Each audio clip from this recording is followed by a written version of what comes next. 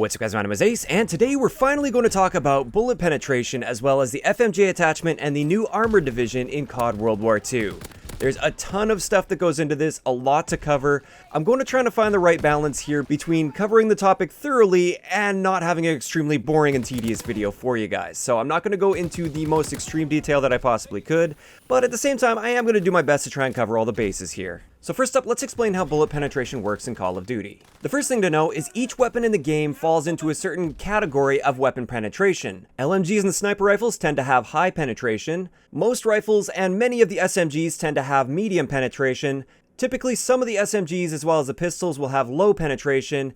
And then finally, shotguns tend to fall in the category that has literally no penetration, so you just can't shoot through anything, even if it was a piece of paper on the map. Now, in addition to these weapon penetration types, there's also different types of surfaces that you shoot through. Every surface in Call of Duty has a unique penetration value attached to it, although just for simplicity, we're going to break it down into 4 different types. There's going to be the very light cover, so this is going to be like the shipping containers on shipment, aside from the areas where they patched where you can no longer shoot through those and get those spawn kills. Next up, we have medium cover. This is pretty straightforward. It's just slightly more thick than like those shipping containers on shipment, for instance. This tends to be things like brick walls, for instance. After that, we have heavy cover. This is the stuff that you can technically penetrate, at least with like LMGs and stuff, but even with LMGs, it's taking you quite a few extra shots to kill. This is often like really thick walls or walls that are made of relatively thick steel. And then finally, we have the types of cover that have literally no penetration whatsoever. Even if you have like an LMG with armored and FMJ, you won't get a hit marker through this cover. Now, in addition to these 2 factors, that weapon penetration as well as the surface type, there's one other factor that a lot of people aren't aware of or they don't really consider too much, and this is the angle at which you shoot through that cover. The more extreme of an angle that you're shooting through cover, the more bullet damage you're going to lose as it passes through that cover. If you're standing directly perpendicular to cover and you're just shooting straight through it, you will lose a lot less bullet damage than you would lose if you were standing at like a 45-degree angle to that piece of cover. This actually makes a lot of sense in real life as well, because the more extreme the angle, the longer distance that bullet has to pass through that cover, and therefore the more velocity you'll end up losing. For the purpose of all my tests in this video, I am going to be firing directly onto the wall. I'm not going to be firing at an angle, and that's just to keep things a little bit controlled. Just know if you are shooting at an angle, these numbers will be changing. So let's look at how these tend to interact with each other. Keep in mind, this is more of like a general rule of thumb. Things could change by a bullet or 2 depending on the weapon and their exact damage values. This is more so just to be used as a general reference, and keep in mind this does assume that you aren't using armored or FMJ, and also it assumes that you're firing straight on at the wall, not at an angle. So with a high penetration weapon, which is traditionally LMGs and sniper rifles, against light cover, you won't notice a change in the number of shots it takes to kill. It's going to take exactly the same number of shots to kill as if that cover didn't even exist. Against medium cover, it will generally take 1 extra shot to kill, and against heavy cover, it's usually going to take like 2 to 3, sometimes 4 extra shots to kill. Next up, we have medium penetration weapons. With this one, against light cover, it's usually going to take 1 extra shot to kill. With medium cover, usually about 2 to 3 extra shots to kill. And finally, against heavy cover, you literally can't penetrate it unless you're running FMJ or armored on a medium penetration weapon. Finally, we have the low penetration weapon, so this tends to be things like pistols. With this one, against light cover, you can still penetrate it, but it's usually going to take 2 to 3 extra shots to kill. Through medium cover, some medium cover you can't penetrate at all. Other pieces of cover, which I would still classify as medium, you can penetrate them, but it's going to be taking like 4 or 5 times the number of shots to get a kill through there. And finally, with a low penetration weapon against heavy cover, you can't penetrate it at all. Now this is a great reference, or at least it was before this division's update. They actually completely revamped this with the recent divisions changed, and they actually nerfed penetration across the board if you're not using armored or FMJ. Based on my testing, essentially what they've done is they've pretty much downgraded every single weapon class in their penetration values. So LMGs used to be high penetration weapons, now they're medium penetration weapons. Rifles and SMGs, for the most part, used to be medium penetration weapons, now they're low penetration weapons. And it seems like low penetration weapons have just remained low penetration weapons. It's not like they downgraded them so that they can no longer penetrate surfaces, so those ones pretty much remain the same. Now what this means in a practical sense is this particular wall right here. This is a really common wall that people use for wall bangs on Gibraltar. It would be classified as a medium type surface. With an STG-44, before this division's update without FMJ, it would have taken 6 shots to kill through that piece of cover. After this update, without FMJ and without armored, it now takes 20 shots to kill through this piece of cover with the STG-44.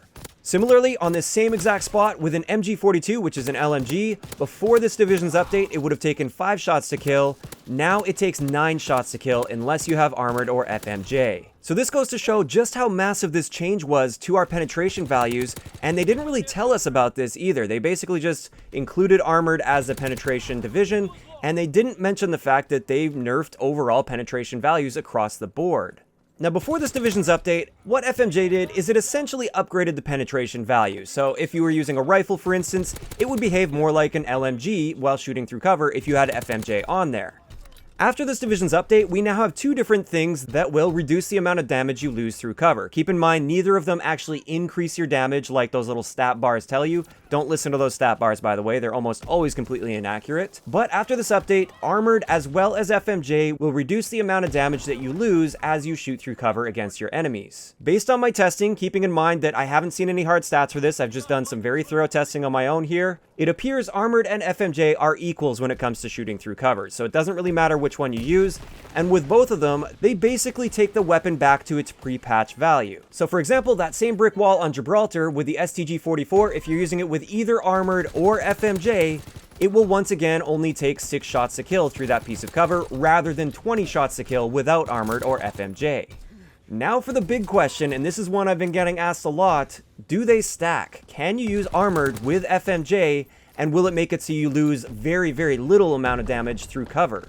Surprisingly, yes, they do in fact stack to an extent. Now, this doesn't mean that now you don't lose any bullet damage through cover, or essentially no bullet damage through cover. What happens when you stack them is armored is going to revert back to the previous value. So with that example, for instance, the STG-44, through that particular wall, it's going to take 6 shots to kill rather than 20. But then with FMJ stacked on top of that, it will reduce the damage reduction further, so it's now going to take 5 shots to kill through that particular wall rather than 6. This actually just matches the performance before this division's update if you were using the STG with FMJ. So basically now, if you want to get the exact same impact of FMJ from before this division's update, you have to be using armored as well as FMJ. If you use just one or the other, you're just taking it back to the pre-patch global values without FMJ, and therefore what this means is penetration actually got nerfed for everybody with this update, and most people haven't noticed that yet. Now, whether this is a good or a bad thing is down to people's personal preference. I have heard in the past that a lot of people thought that the walls were just way too thin in CoD World War II. They didn't like the fact that somebody could just light them up through a brick wall and kill them really, really quickly as if that wall didn't exist. But on the other end of that, you have the people that like high penetration. That way, if there's somebody camping at a really common spot that happens to be vulnerable with a medium surface or something like that, they can use their map knowledge to check that spot by shooting through there. If they get a hit marker, they can continue shooting through there, and they just might kill that camper that's been sitting in wait for them. I can kind of see both sides of this argument. Personally, I don't really care too much either way, although now I kind of like the fact that you pretty much have to use either FMJ or armored in order to get most penetration kills, unless we're talking about like super thin surfaces, like that shipping container on shipment, for instance. You're no longer going to run into those situations where you're behind a brick wall, for instance, and somebody without FMJ and a rifle just melts you through that wall. And I kind of like that. Like, if they have FMJ, fair play. They put that on their class for a reason, and it actually worked in their favor in that particular situation, and I think that's totally fine. So I think this change was just fine. I do find it a little bit strange that you now have to combine armored as well as FMJ just to get the previous penetration of FMJ in the past, but I can see what they're going for with this particular change. So a couple more notes about armored and FMJ in this game. First up, what are their effects on Scorestreaks? FMJ actually deals double the amount of damage to Scorestreaks. So if you're using an LMG, for instance, with FMJ, you can shoot down a recon plane twice as fast as you'd be able to shoot it down if you didn't have FMJ equipped. Armored does not have this effect on Scorestreaks, so FMJ does get a leg up in that situation. Also, this one is very mode specific, but in Gridiron, when an enemy is carrying the ball, FMJ actually ignores their armor. When you pick that up, you'll actually see a little armor indicator on the bottom of your screen. They take directly from your health. Your armor bar doesn't even go down at all. They just shoot you as if you didn't have armor whatsoever. This does actually work with armored as well, so they are equal in this situation. Both FMJ and armored will ignore that armor for the Gridiron ball. Also, one other thing I did test with both of these, just to be extra thorough, is in the war game mode, you have that spawn protection when you first spawn in. If you manage to get a line of sight on somebody and spawn, some people have asked me, does FMJ eliminate that spawn protection? It turns out neither FMJ or armored has any effect whatsoever on this spawn protection. And with that, I think we pretty much covered this topic thoroughly. I know a lot of people have been asking for it for quite some time. We finally got it out there. I'd like to know in the comment section below, what do you guys think of this change and that hidden global nerf to our penetration values in-game? Do you like the fact now that people essentially have to select either armored or FMJ in order to realistically get a kill through a lot of pieces of cover? Or did you like how it was before, where you didn't necessarily need that, but if you wanted FMJ, you could get that nice little bonus from it? If you enjoyed the video, a like rating is always appreciated, and don't forget to subscribe for more if you haven't already. I'll talk to you guys next time.